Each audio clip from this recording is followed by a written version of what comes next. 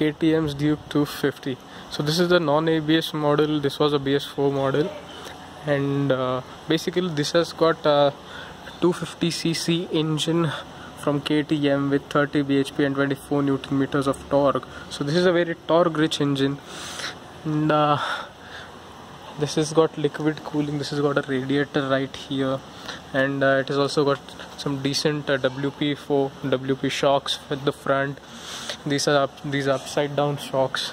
Then we have got a mono suspension at the back, and the parts quality is really nice, and the design also.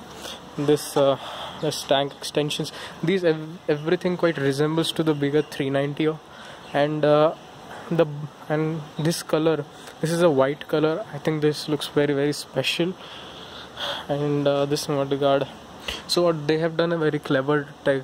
They have painted this part black, and the everything rest is painted black, and this is painted white. So what that does is that basically it kind of creates a look that the mudguard is just at the front here. And this also has the knuckle guards. And a surprising thing is that KTM decided to give this bike this instrument cluster, which is the basic one, and basically it has got all of your regular functions that your regular KTM speedometer gives. So this is nothing special, and the tank is 13.8 liters, which is more than enough for this bike, because this gives a decent mileage. It's not as bad as a Duke 390. So now talking about the seat is very nice and roomy. So this is a very unique shape for the seat, and this seat is 830 millimeters in height, which is kind of at the higher side. Still I am able to flat foot this bike.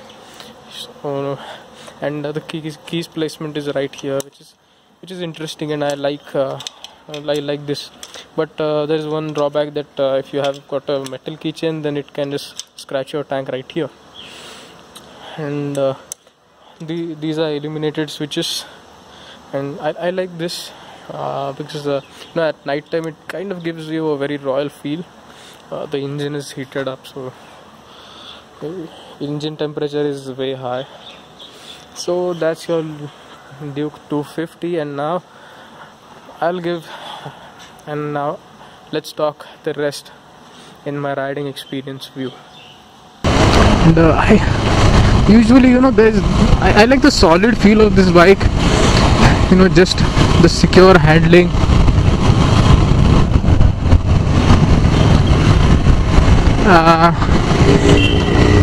This bike doesn't have ABS, but still the braking is quite efficient. I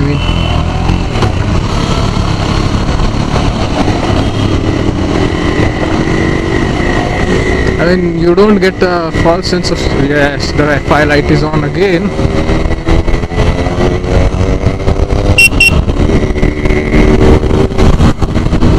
There is quite a bit of difference in the throttle feeling of this and the 390s, because the 390 there is a ride-by-wire throttle, and this is a cable throttle. So the cable throttle feels, I think, a bit better, and it gives a bit more feel and feel through the lever in general.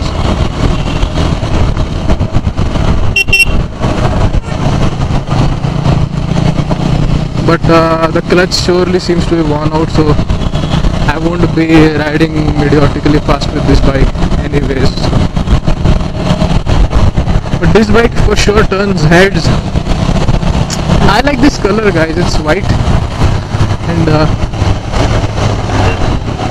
it looks really nice. I mean, the graphics of this bike are outstanding for me. At least that's what I think.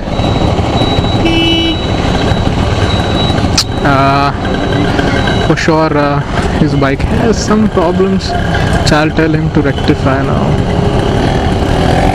But I think overall, if you look at this bike as a package, I think it has got some really strong points which are in its favor.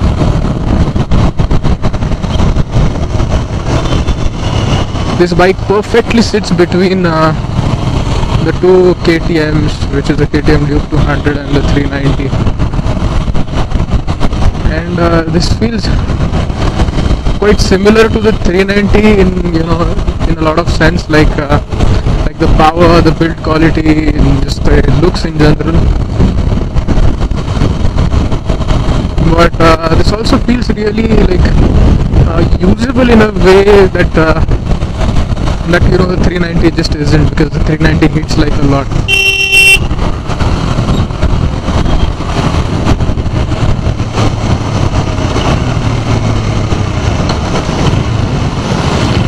We have to fill in gas in this thing, she told me to do. The handlebar is decently wide, but the mirrors is a bit too wide for me. The mirrors are just sticking out a bit too much. I don't know why, but that's just the case. Due to the fact that the clutch has got a few issues, I'm not really throwing this around. I wish he had taken a bit more care about the clutch. Okay. Anyways, he hasn't much modified his bike. So his bike is quite near to stock. And he hasn't even removed its rear tire hugger, which was surprising.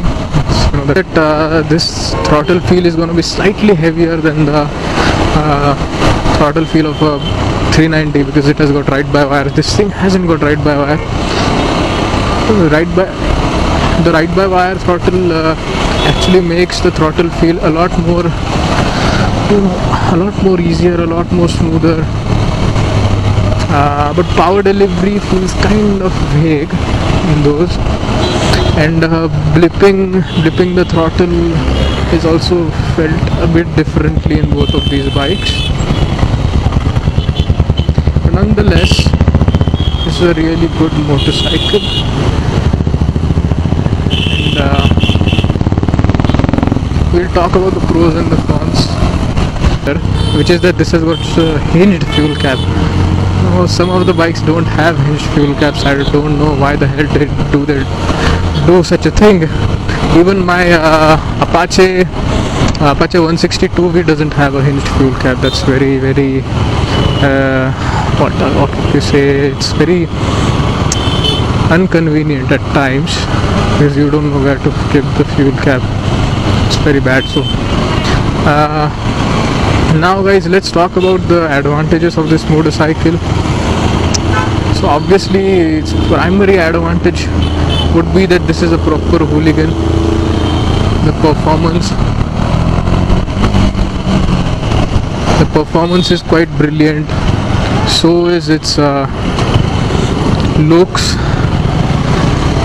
and handles like a dream. I mean, this thing is pretty lightweight. Okay, still handles pretty well, and also feels quite stable at above 100. This thing feels like rock steady as well, if you really know what you're doing. But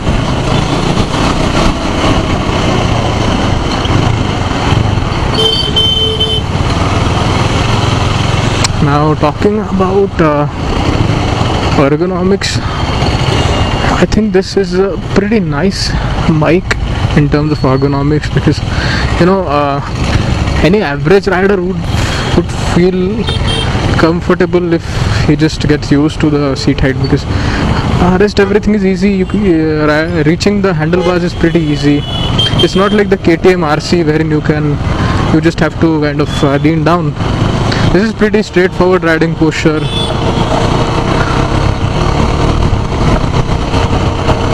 The handlebars feel kind of dirt bike like, but that's just my opinion. And this thing has got some decent features in its instrument cluster, which is quite similar to the Duke250's instrument cluster. And overall the look, just the look when you're riding it, it's quite nice and decent, and well, I could see myself doing quite a few long trips with this thing. Now just if the gear shift and clutch feel was a bit smoother, because he has kind of a bad clutch plate, but still if it was a bit in better condition, then I would have been able to review that as well. That's just, you know, my bad luck, I would say. And now talking about the design, I think design is perspective. Design is just a relative term, and for I think my liking, this thing looks pretty nice and awesome. And this thing, at least in Indian conditions, I think that this would be a great touring machine, which this has proven to be. Quite a few people of India have bought this bike and used this bike as a touring machine, which is a very nice thing. And you know, later on this thing also got ABS when the ABS got mandatory. This thing also received an update wherein the new model started having ABS. So this thing got a bit refined with ABS, at least in riding perspective. But you know, in general, I think this thing feels still like a fooling machine, guys.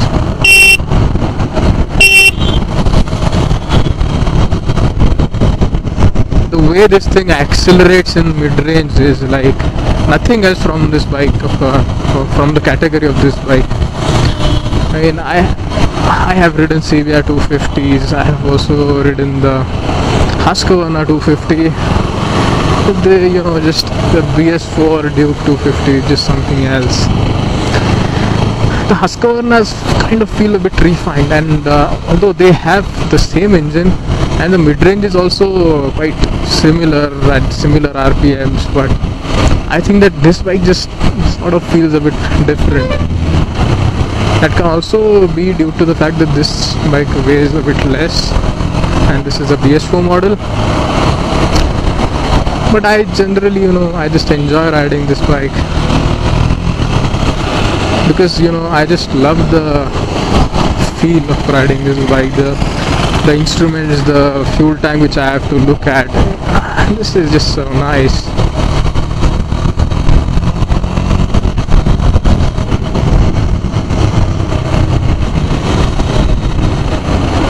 And in highway you can easily keep up with some decent bikes.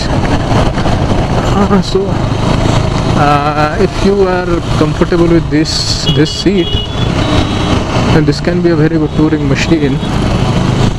The maintenance is on the higher side. I just don't know the details of an average servicing costs, but I'll put them on the screen. I'll ask my friend and then put them on screen. And this bike has got quite good aftermarket parts.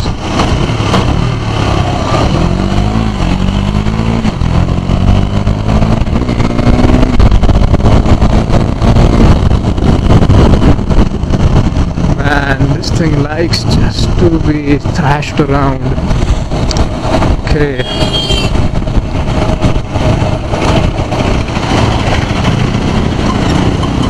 But this thing doesn't like bad roads. These suspension are just on the stiffer, racier side. I have said this in my R15 review as well, that KTM has got upside down shocks which are a lot stiffer, but honestly I think that the problem is not exactly with the shocks. The problem is that these are more set up for the racetrack sort of environment. Whenever you're gonna ride it in the city, you're gonna reach some potholes, you're gonna reach some speed breakers. This thing isn't meant to do that all the time. It can do it sometimes, but still, you know, the stiffer suspension actually ensures a great handling, and whenever you're braking, I feel quite little nosedive when compared to, say, a conventional telescopic setup.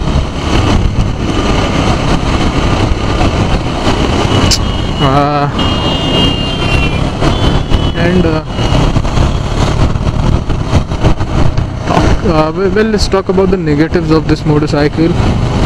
Well, primary negative would just be to the people who are just new into motorcycling and for new riders basically, because this thing doesn't have ABS, so that's the primary minus point of this motorcycle, this specific motorcycle. If you're going for the newer generation or the newer models of the Duke 250, you will be happy with that bikes. The second would be that this has got a halogen headlight, unlike the more powerful LED setup.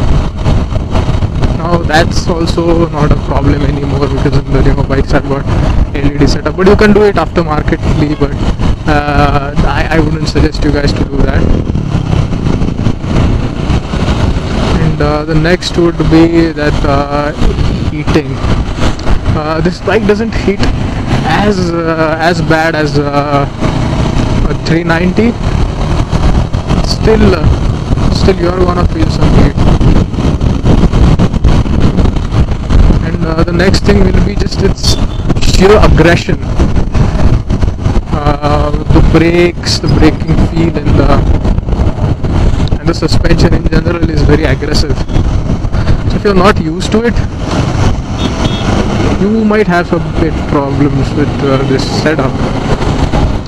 Although I would suggest you guys to, if you're just willing to buy this bike, but you're a new rider, you're not experienced enough, then I would suggest you guys to ride it a bit more gently and understand each and every small details about this motorcycle. Its clutch point, its friction point, and when it starts to skid, the brakes and everything, you have to understand it by a small process, and that's it, guys. But this is a very nice motorcycle. If you learn to ride this bike well, then this can be a bit sophisticated bike as well when you want it to be.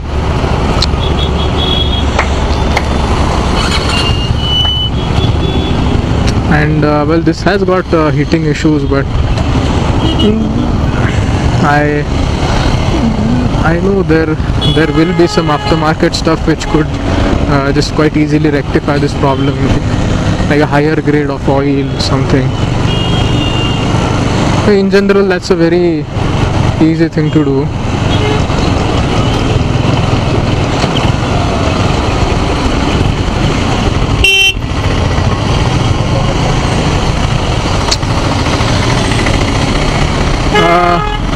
Guys, I forgot to mention another negative point, which is that the mirrors of this thing. I don't particularly have any big problem with these mirrors, but the thing is that this mirror offer a great view, but they are quite a bit stretched outside, so they might create a few problems as such.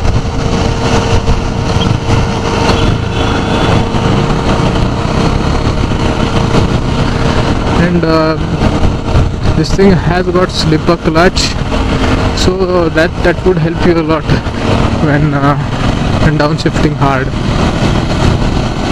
In general, guys, this is a very nice motorcycle, but it's not as city friendly as you might think. Looks can be deceiving, guys, and in this case, well, the looks are deceiving a bit. So this is a very nice but aggressive motorcycle. This can be friendlier if you learn that much to ride this bike.